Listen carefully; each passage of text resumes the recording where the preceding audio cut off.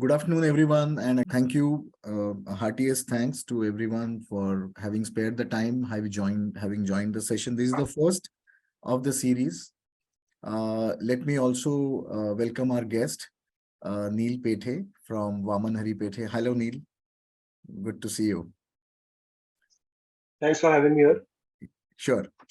So, I'll quickly go over the title of the series, Why Legacy of Leadership.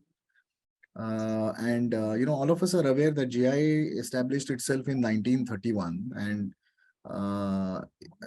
anything which is, got a tenure like that has to have some kind of legacy. And I'm very proud to say that at least in the the Indian subcontinent, because the subcontinent has such a long and rich history as well as tradition, we have several groups in the gems and jewelry domain who have history which is much longer than that of the institute itself.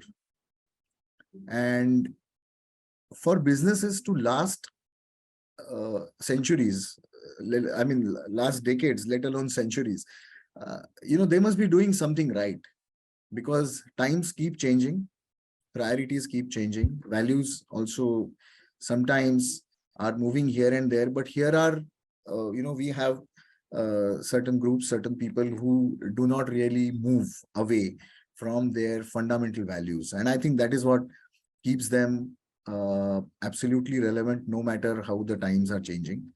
And it is the legacy of values, which also then translates into legacy of leadership, because it is only those who last can really lead.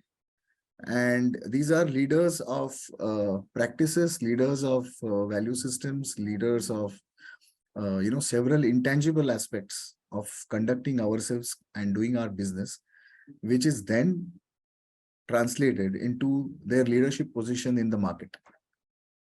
So it would, we are always curious as to what makes these brands big, what makes these businesses big, what makes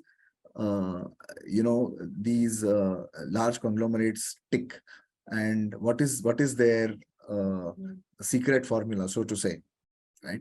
So when we spoke to these people over the last many years, through casual conversations at trade shows or other opportunities of meeting, we talk, and what we get to know is it's really like there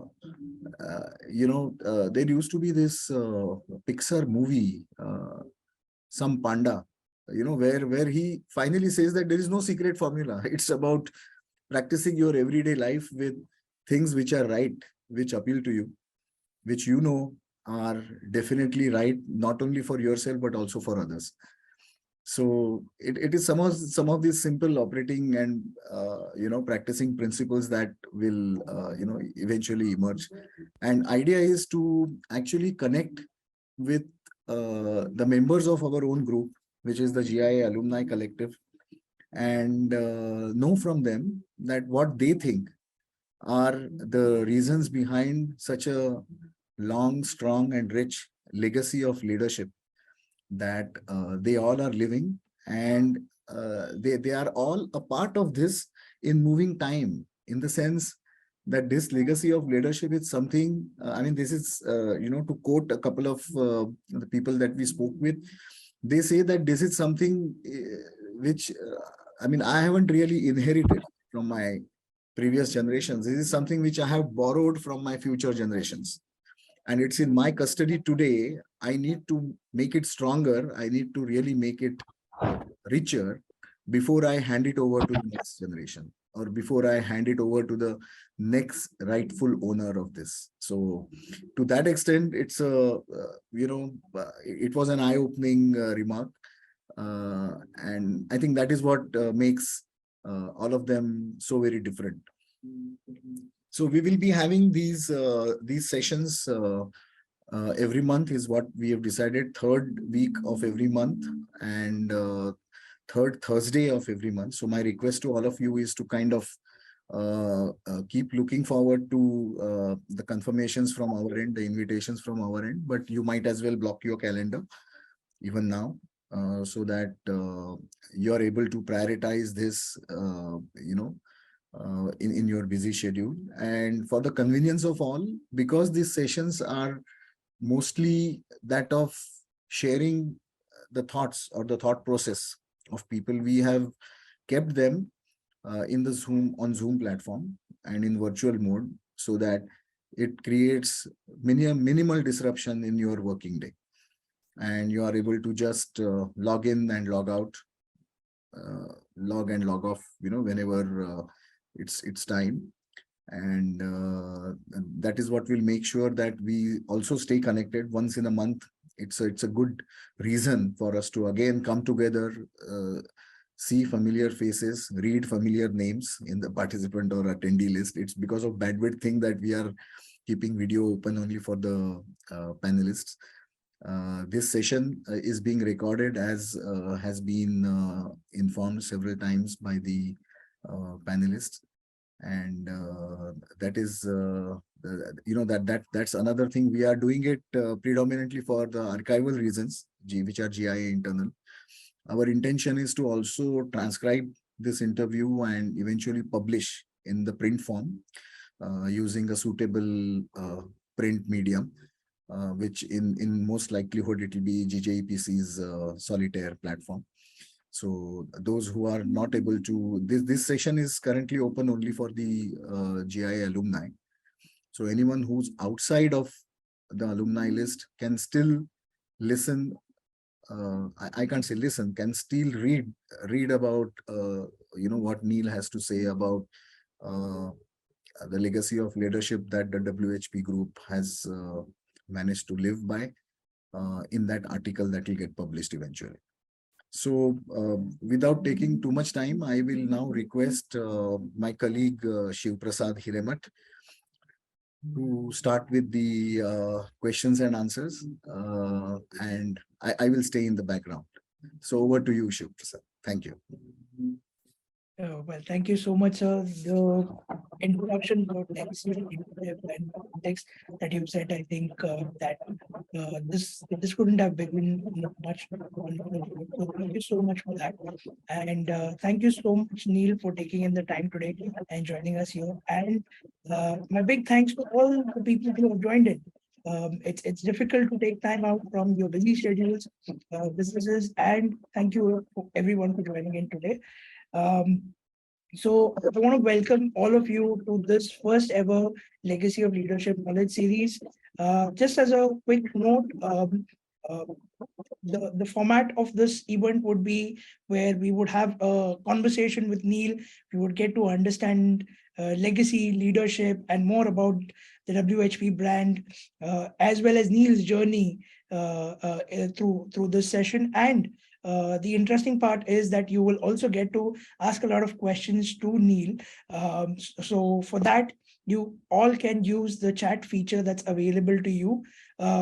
Post your questions in there, and during the Q&A round, our moderator will take it up. My colleague from GIA, Manisha, is here, and she will take it up, and she will pose these questions later in the Q&A section. So again, just a quick reminder that the session is being recorded. And with that, I just want to hand it over to Neel to give us a quick introduction of himself, his GI credentials, as well as a quick overview of WHP. Sure. Firstly, I would like to thank GIA for inviting me and starting off with the first session of Legacy of Leadership. Legacy of Leadership. Thank you, Shiv. Thank you, Manisha ma'am, and thank you, Apurva ji. I think so. He's not online. Uh, so yeah, can you just repeat the question, Shiv, again? Yeah, so Neel, I just wanted you to give us a quick overview of what your role has been, and you can also talk about as a fifth generation jeweler, what has been the journey of WHP. I believe it started off in 1909, and you can talk a little bit about that journey and more specifically about your journey as well. So I my journey is quite maybe just 5 6 years old. I would more likely like to talk about my firm's journey. So we started from 1909 in Girgaon. That's a place in Mumbai. So before that, we started in the same place, but we were doing trades of pearls and silver. It was in the later part of the 19th century where we started with that. And uh, as we were advised to, my forefathers were advised to start something which is white in color and trade with that. So they started with pearls and silver. That is the first thing which came to their mind, and then that is how WHP started. And WHP being Waman Hari Pethe Jewelers. And it's the story of two brothers, Waman Hari Pethe and Ganesh Hari Pethe. Ganesh Hari Pethe being the elder one. It's a typical story which you see in movies. Big brother is working hard, and setting up a store for the younger brother, finding out funds and getting it. So that's how it started, and now we are here. We are now 25 stores strong. That is what I would say in the 21st century. And yeah, that's more to sum it up. That's interesting how the journey Mm. started. Neel, could you also tell us a little bit about your family and how did they come to be in the jewelry industry? It's you talked about how it started off with something white, which is pearls, and Yeah. how did that begin? So there was a fortune teller earlier, and the two brothers, Mr. Waman Hari Pethe and Ganesh Hari Pethe, had gone there to ask that we want to do some business and what should we do and all, get some advice. That person told me you should there is a there is good fortune for you in this trade, so you should try your hand at that. And that is how it started. And then fortune tellers saying one thing is different, and one thing is that you want to do it actually, and how much you believe or not believe is another aspect of it. So they said that whatever the fortune teller might say, we have trust in our abilities, and we will just take it forward slowly, slowly. And they found an investor during that time, and he gave them some funds, and they started with their business. So as you say कि business में तो एक तो क्या difficult path जो आता है, that is the first their first transaction, they got a big hit that they got robbed in their first transaction, and all the what do you say the whole amount investment amount which they had taken, they had bought pearls, and those pearls were robbed from them. So they were very dejected and confused, and they did not know what to do and how do you tell the investor that such a thing has happened. The other thing being, will he believe us or no, and what all we will do.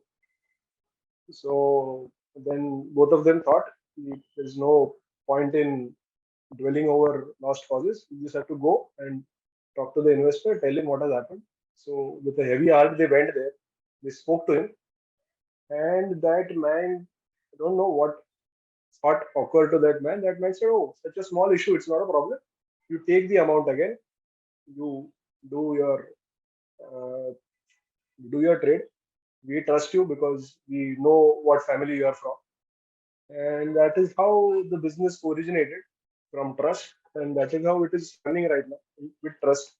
And this is the most important thing in our industry, uh, being the luxury business and gold and diamonds. That trust is very important in what practices you use for your customers, and that is how they will come to you, because the more trustworthy you are, the more success you will get.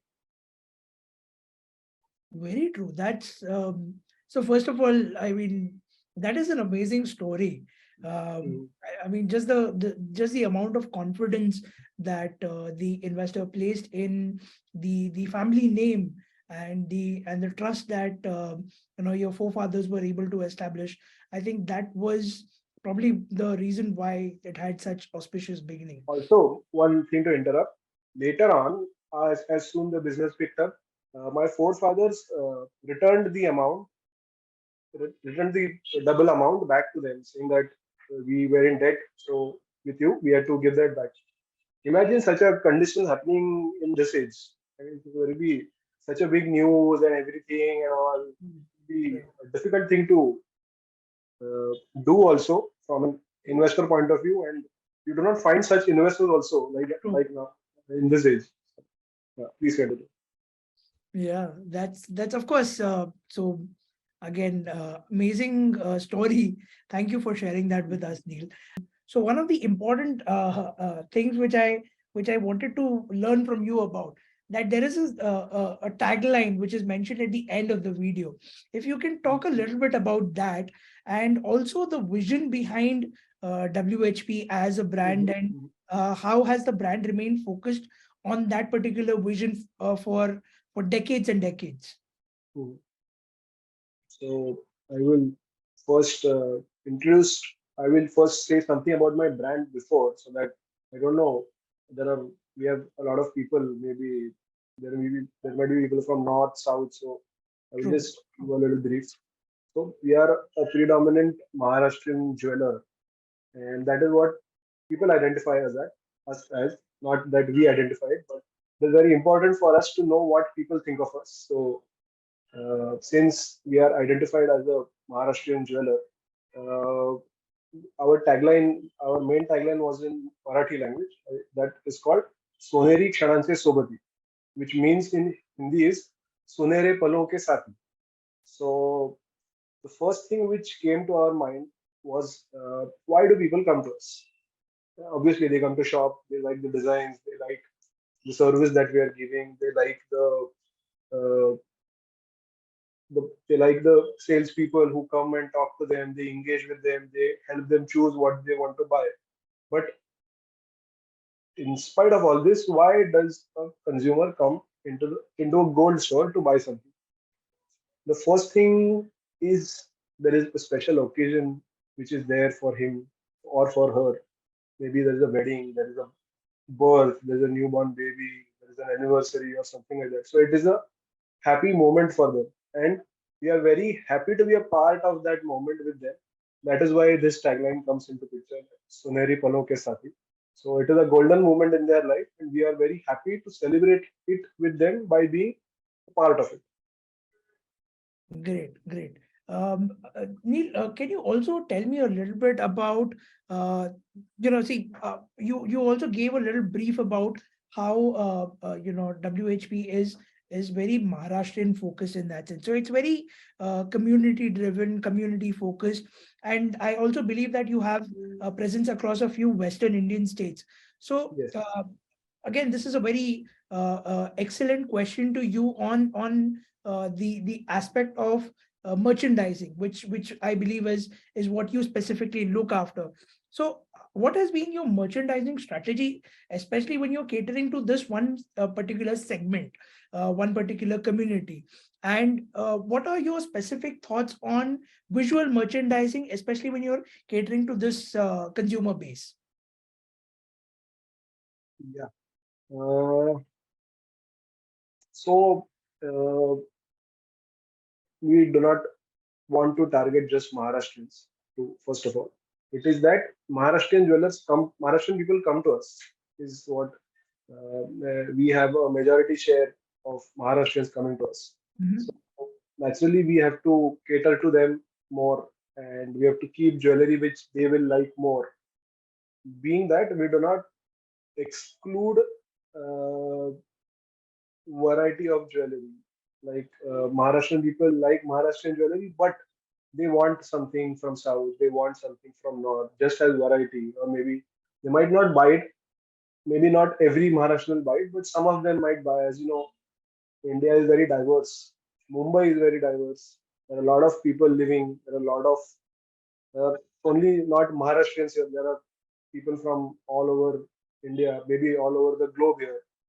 And the main thing is that we want to have that connect with the brand, that they can come and they can get what they want from us.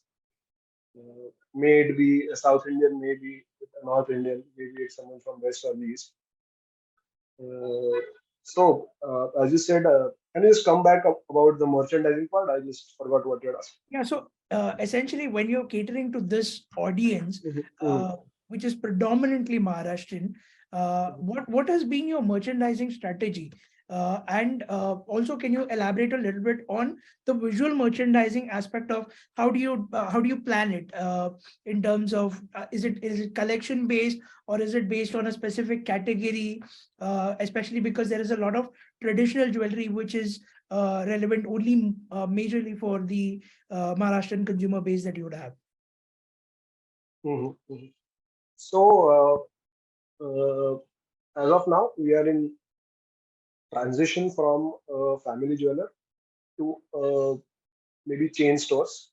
That is what the transition which we are in. And so we are trying to, if you say about the VM part, that's the visual merchandising part, and the look and the feel of the store also. We're trying to have the same look and feel across our all new stores which will be coming, so that there is a brand which is there, that there are something which are done systematically in the same uh, visual aspect, which will give the same feel. Maybe if you go in Kolhapur, maybe if you go in Vashi, maybe if you go in interior Konkan region, we have stores there also in Kankavali, Ratnagiri. So that there is a brand which is there, which is coming up. Not coming up, I will say, but there is this consistency with the brand which is there. This is what we are looking into right now. And for the visual merchandising part, if I mean, we just launched our collection in the festive season, which was there about in Diwali. We launched a Pihu collection, which was Pihu being a peacock and uh, various peacock motifs with uh, colorful beads, as which will ensemble together and make it a necklace. And for that, we had the visual merchandising aspect. We had a lot of peacock feathers there, and the हम जो बोलते हैं मोर पंख color that is there. So we had used that color in the VM part of it, and it appealed to a lot of people. And peacock being a very important part in jewelry, because there's a lot of stuff with peacock. So it did strike, it did connect with the consumer which we were targeting. We got very good result. Excellent. Which gives me a nice segue to move into the next question, which I want to talk to you about your consumer base. You mentioned it's primarily Maharashtrian, but there is also because of your presence across metropolitan cities like Mumbai, which is more cosmopolitan, I would say. There is a wider audience base. My question to you is: would you be open to expanding beyond this consumer base? I know it's a rhetorical question. As a business, you would definitely say yes, but if you can maybe think a little bit about it and tell me what sort of challenges do you anticipate when you think of expansion in that area, which is, let's say, a new consumer base, new territories, and what sort of opportunities do you think that can be tapped in when you think of these expansion lines? So in the last 5 years, if you say, we are planning on this line only. We've opened a few stores in malls. We are more of a standalone store type of setup. But if you see, we have opened in a few malls. One in Vashi, that is a seafood. I don't know if the audience might be aware of these malls or not. So there is one mall in Vashi which we've taken a small space there. Then there is a mall in Dadar which is just open. It's not a typical mall. It's just getting to be in the mall space. Then one more mall we started in the festive period in Ghatkopar, that is the R City Mall. So we're trying to uh, get in new clients with different tastes, so that we would definitely like to cater to them. And so far, so we have been quite successful with it. But let's give us some more time so we can just measure that success. And maybe broaden our horizons to them. Great. One part of this question, I think I wanted to stress a little upon. What are the challenges you face when you want to kind of expand into these areas?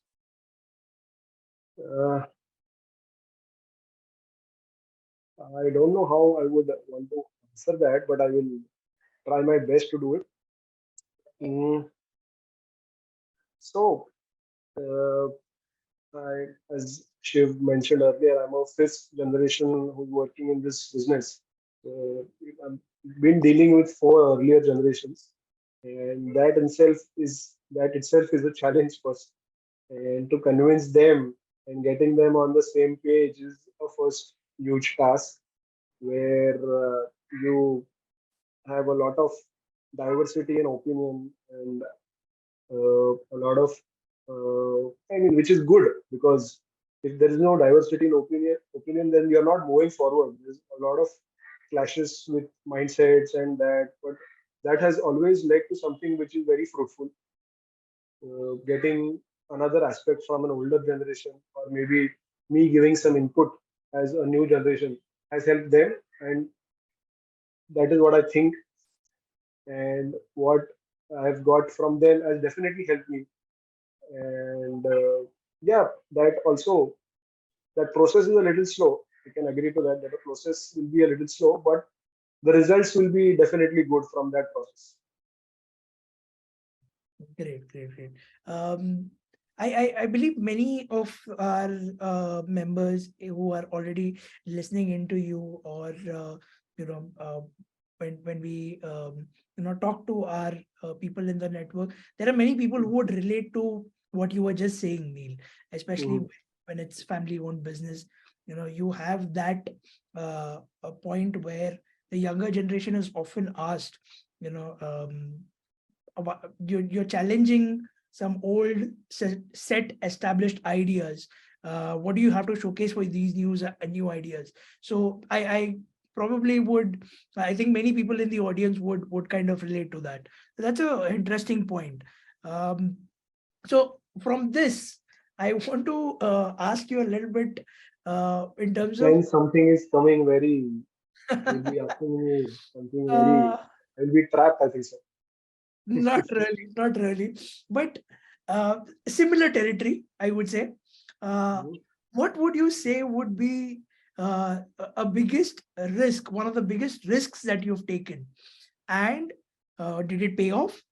And if not, how did you deal with it?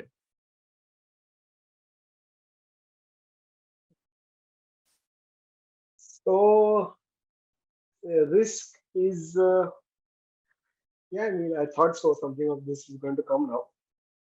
And so, as I mentioned earlier, the previous answer which I gave is, the process is time taking, and the whole process of being in a family business and dealing with 3 to 4 generations, getting them on the same page is time taking. You have to put in a lot of efforts there. I mean, I'm not saying I'm doing something great, but I feel that I have to put some efforts in it, and you have to be very patient in talking to them.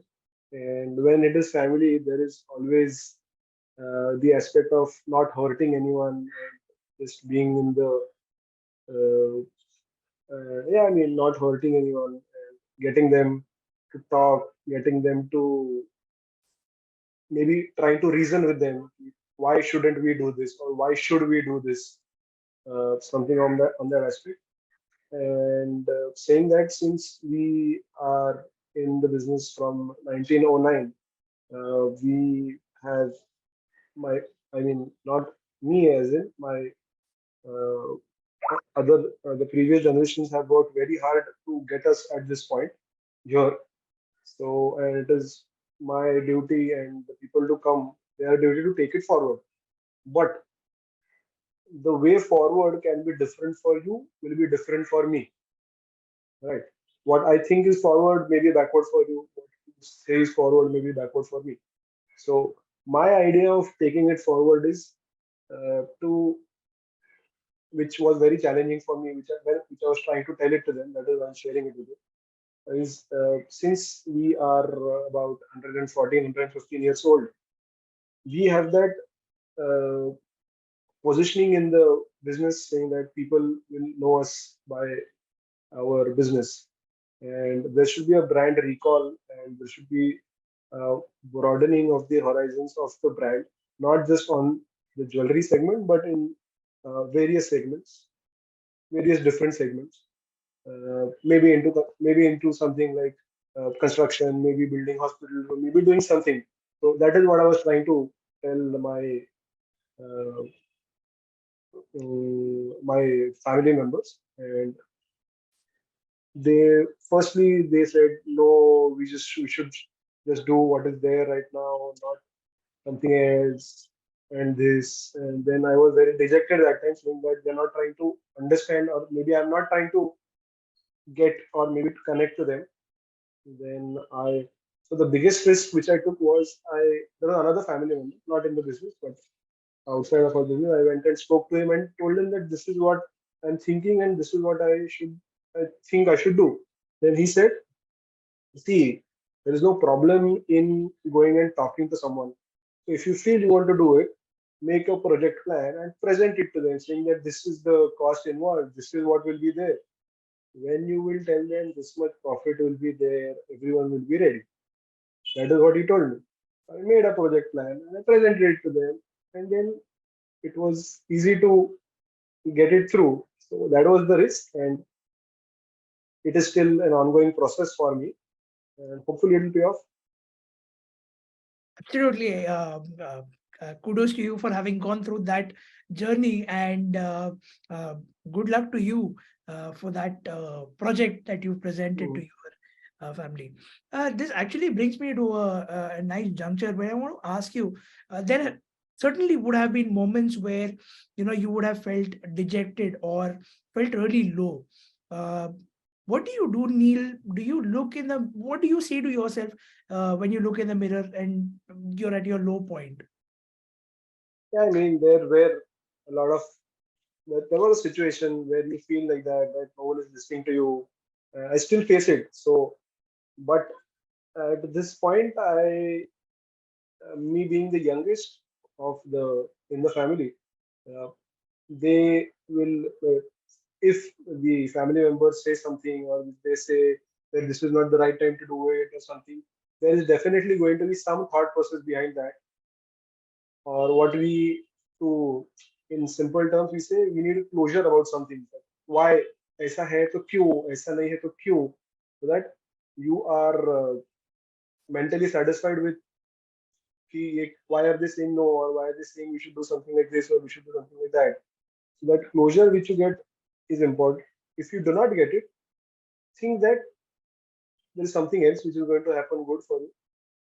And for me, I will say that I the new generation who's getting into businesses, and you will really have to be like a sponge and take everything that is there, just take it out, just take it in. I mean, take it in. You don't know where you will have to use it.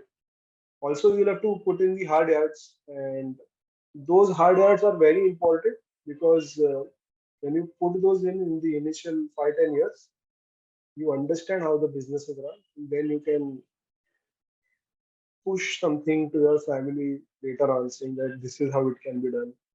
And then वो तो बोलेंगे ये तो अभी आया है, ये मुझे क्या बताएगा. But if you have something, if you have something like plan there, and if you present a plan, and then there is no कोई उसमें से खामियां निकाल नहीं पाए, so it is good for you that your plan is foolproof. Not everything will be successful. Sometimes you might take a hit, sometimes you may not, but your groundwork has to be done really well. Absolutely. True words. So I have one question which I wanted to ask you right from the beginning. Mhm. I did a little research and I found out that you have completed your graduate gemologist way back in 2016. Is that correct? 2014. 2014. 2014. Yeah. Oh, great.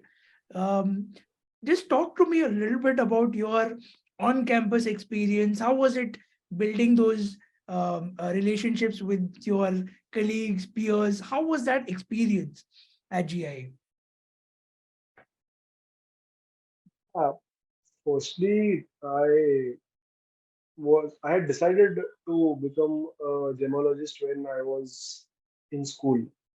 That was the biggest inspiration was my mother. She herself is a gemologist, so she used to always tell me about stones and all, and the magic behind that, what you see, how they sparkle, the different types of colors in the color stones. So that had me very much interested in them. So once my graduation was over, I decided to do it, and then just got myself enrolled. I finished, but I finished in 6 months, like that. No, but tell me, how was your on-campus experience? Yeah, Were yeah. you were On you campus. giving GIA admissions team a run for their money, matlab tardy and everything? No, no, I'm no. sure people in the audience would No, no, no. definitely relate to I was a the word tardy. very studious guy. I was a very Okay. studious guy because all that I had done in my college time. Here, this was time for me to get serious, and I had to get serious here, and I was very not tardy at all. Thoda masti that used to happen, but being a very obedient student, that is what I think. Maybe you should ask my faculty. Sure, sure. So, do you would you be able to articulate maybe in a few words what has been GI's role in your career? So, GIA was the first part of knowledge that I got for this industry. GIA helped me to get that. They taught me about diamonds and cholesterol, everything that I've learned from GIA, and that was the what do you say? That was the knowledge which I got, and the practical use which I had to do was in my office later on. That is where my family members helped me with that, saying that what happens here and what does not. And yeah, GIA was so as everyone knows that people sell a lot of GIA stones. And when you're talking to the client and when you say that I am a gemologist, I know, so they are impressed, and that adds weight, and that also helps you in closing the sale if you are looking as a very pinpoint thing. That definitely adds value to what you do, and GIA has always been one of the top institutes. So kudos to you guys. Right. One final question that I have for you, Neel, before we actually hand Mhm. it back to Manisha to see if we have questions from the chat. What do you do when you're not working? I want to understand the personal side of Neel Pethe. Ah, when I am not working, so I am a I'm a big football fan. So I do follow sports. I do follow football. I do follow cricket. I also spare some time once a week or something to go and indulge in those physical activities. And that's all you do. And I mean, there's not plenty of time I get out of my business hours because I work till late in the evening. And then my friends are always screaming that you don't come anywhere. I say, "Super, if you do go out somewhere late in the evening, I can just join. But being a retailer, I cannot spare even Saturday, Sundays. That's the sad part. But that is what I've accepted, and I'm not sad for it anymore. Great, So great, great. that's it. Not that great things that I do apart from doing this. I think this is quite interesting. Mhm. I know. If you're a football fan, not having weekends free would definitely be a bummer. But I guess you have to live with that. But on the other hand, you're following your passion. You have That is it. precious precious metals and gemstones and wonderful client conversations to be dealing with. Have a wonderful day ahead. And thank you so much, Neel. Thank you, everyone at GIA India team. Thank you so much. It was very nice of GIA for having me here and giving the opportunity. Please convey my thanks to Apurvaji. He's I think so not here. Yeah. Will do. There will was do. some emergency at his end which he had I to understand. do. Thank you. Thank you so much, Neel. Thank you, Shiv. Thank you, Thank everyone. you, everyone. Bye. Good day, good evening.